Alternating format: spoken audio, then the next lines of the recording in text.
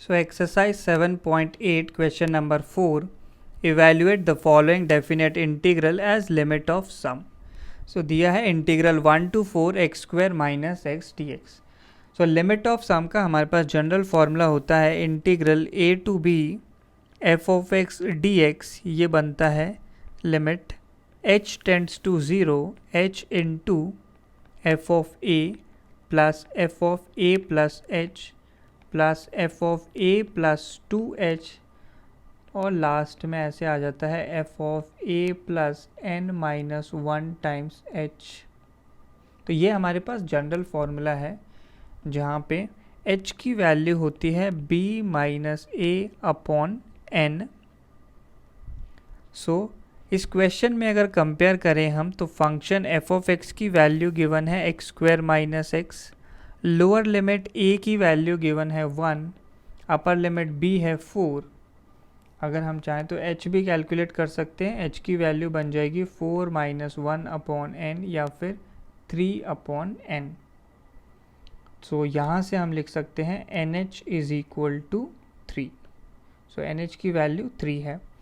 Next हमें जो सारे टर्म्स हैं f of A plus h यहाँ से लेके f of A plus N minus 1 times h, ये सब कुछ कैलकुलेट करने हैं. तो हम लोग ये सारी वैल्यूज इस फंक्शन में सब्स्टिट्यूट करेंगे. एफ ऑफ एक्स है एक्स स्क्वायर माइनस एक्स. तो सबसे पहले निकालेंगे एफ ऑफ ए. तो एफ ऑफ ए हो जाएगा, ए की वैल्यू हमें 1 गिवन है क्वेश्चन में. So F of 1 is equal to, तो ये हो जाएगा 1 स्क्वायर माइनस 1 या फिर ये वैल्यू तो डायरेक्ट 0 हो गई. Next f of A plus h, इसका मतलब है एफ ऑफ 1 प्लस एच. तो x की वैल्यू 1 प्लस एच है तो आंसर आ जाएगा 1 plus h whole square minus 1 plus H.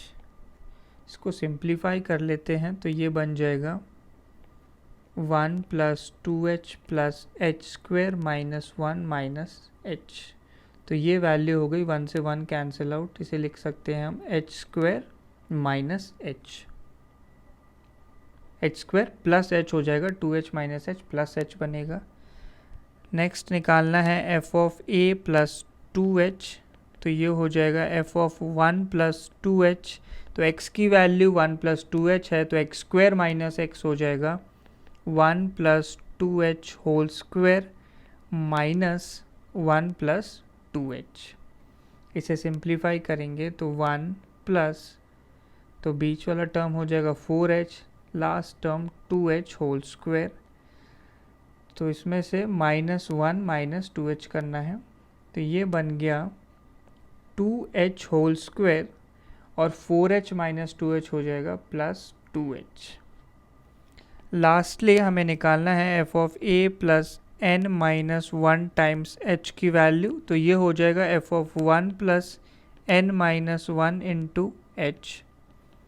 So ये बनेगा एक्स स्क्वायर माइनस एक्स लिखना है तो 1 plus N minus 1 times H, इसका whole square minus 1 plus N minus 1 times H. इसे ओपन करेंगे तो बनेगा 1 प्लस, मिडल टर्म आ जाएगा 2 into N minus 1 into H और लास्ट में बनेगा एन माइनस 1 टाइम्स एच का whole square minus 1 minus N minus 1 times H. So ये वैल्यू बनती है हमारे पास एन माइनस 1 टाइम्स एच का होल स्क्वायर और लास्ट टर्म रह जाएगा तो 2 into N minus 1h minus N minus 1h, ये हो जाएगा plus N minus 1 times H. सो हमारे पास फाइनल वैल्यू जो बनी है उन्हें मैंने अंडरलाइन कर दिया है. तो ये सारी वैल्यूज़ हम लोग सब्स्टिट्यूट करने वाले हैं जनरल रिलेशन में. तो बन जाएगा integral 1 to 4 x square minus x D x. इसे हम लोग लिख सकते हैं limit h tends to 0 h into, तो फर्स्ट टर्म तो 0 बना था, सेकेंड टर्म बना है एच स्क्वायर प्लस एच. अगला टर्म है 2h का होल स्क्वायर प्लस 2h और ऐसे ही जो लास्ट टर्म है वो हमारे पास बना है n-1 टाइम्स h का whole square plus n-1 times h। तो यहाँ पे कुछ वैल्यूज़ हमें कॉमन दिख रही हैं, तो क्या क्या कॉमन आता है, तो h square 2h whole square, फिर आएगा 3h होल स्क्वायर और लास्टली है n-1 टाइम्स h का होल स्क्वायर। तो क्लियरली इसमें h स्क्वायर कॉमन है, ब्रैकेट में बचेगा 1 plus 1 square plus 2 square plus अगला आएगा 3 स्क्वायर और लास्टली बनने वाला है n-1 का होल स्क्वायर। तो ये तो h स्क्वायर वाला टर्म हो गया। नेक्स्ट टर्म बनने वाले हैं h, फिर 2h, फिर आएगा 3h और लास्टली है n-1h। तो इसमें से हम लोग h कॉमन ले सकते हैं, तो 1 plus 2 plus 3 and so on up till last term आएगा n-1। इसको इस तरीके से लिख सकते हैं।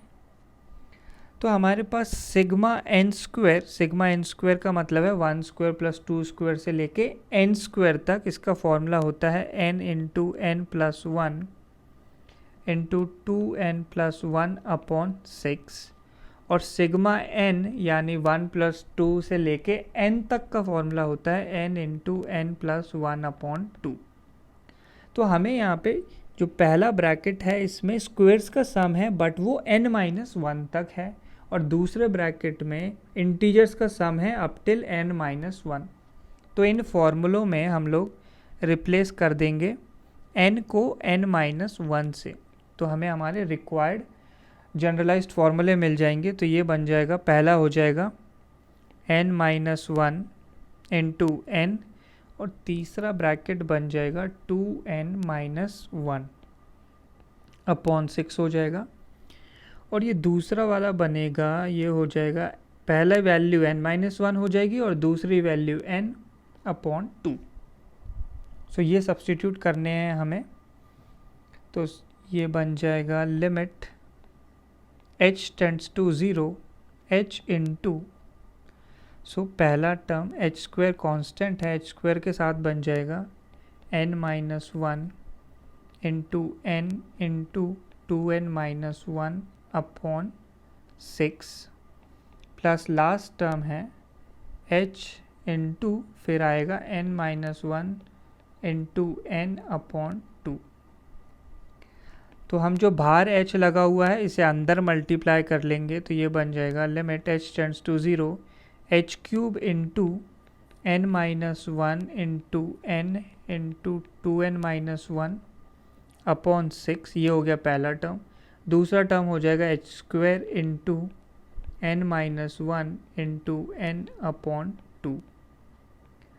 तो हमें NH की वैल्यू पता है 3 है, तो हम कैसे भी इन ब्रैकेट्स में सिंप्लीफाई करके NH क्रिएट करने की कोशिश करेंगे। तो ये बनता है लिमिट h टेंड्स टू 0। तो हमारे पास h क्यूब है यानी 3h है, तो एक h हम पहले ब्रैकेट में मल्टीप्लाई करेंगे, दूसरा h n से और तीसरा h थर्ड ब्रैकेट में। ऐसे ही दूसरे टर्म में h स्क्वायर है, तो एक h पहले ब्रैकेट को मिलेगा और एक h n को, तो ये वैल्यूज़ बन जाएंगी। तो पहला ब्रैकेट में h गया तो हो गया NH माइनस h, दूसरा टर्म हो जाएगा NH और तीसरा टर्म हो जाएगा 2NH माइनस h अपॉन 6। दूसरा टर्म बनता है, तो पहले ब्रैकेट को एक h मिलेगा तो NH माइनस h और बाहर भी हो जाएगा एक NH होल डिवाइडेड बाय 2। अब NH की वैल्यू को 3 रखेंगे तो ये बनेगा 3 माइनस h इंटू 3 इंटू, तो ये हो जाएगा 2 इंटू 3 या फिर 6 माइनस h अपॉन 6 प्लस ये हो जाएगा 3 माइनस h इंटू 3 अपॉन 2। अब h की वैल्यू 0 सब्सटीट्यूट करेंगे और आंसर बन जाएगा। तो h की वैल्यू 0 रखी तो जितने भी h हैं ये सारे की सारे 0 हो जाएंगे, तो टर्म्स बचते हैं हमारे पास। तो पहला टर्म बचेगा 3 इंटू 3 इंटू 6 और नीचे भी 6 है, प्लस दूसरा टर्म हो जाएगा 3 इंटू 3 अपॉन 2। तो ये बन गया 6 से 6 कैंसिल आउट 9 प्लस 9/2 या फिर ये वैल्यू आ जाएगी 27/2। तो ये हो गया फाइनल आंसर।